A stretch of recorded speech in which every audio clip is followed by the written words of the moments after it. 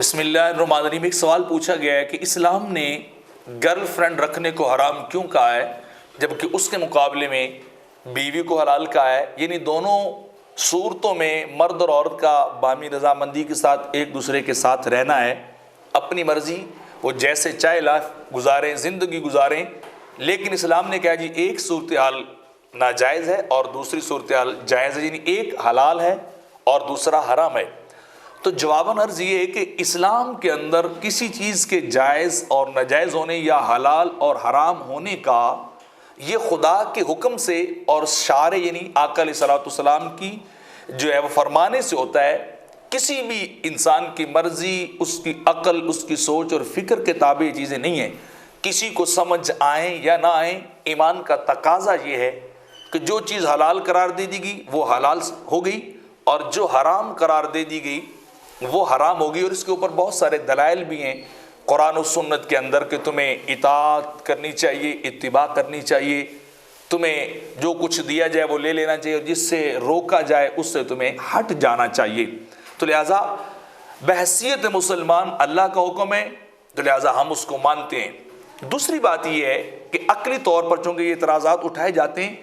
تو جواب یہ ہے کہ جب ایک مرد اور ایک عورت نکاح کرتے ہیں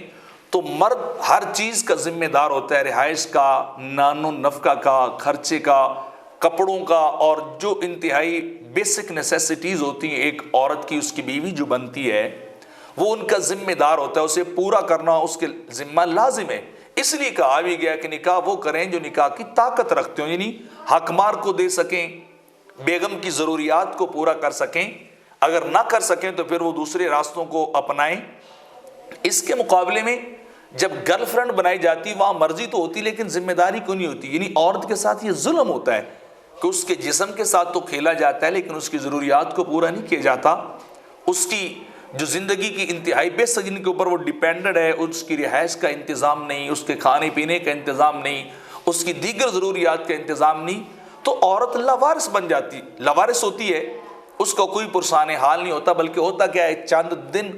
گزارے اور پھر جو دونوں الگ ہو گئے، جدا ہو گئے۔ لیکن نکاح کے اندر ایسا نہیں ہے،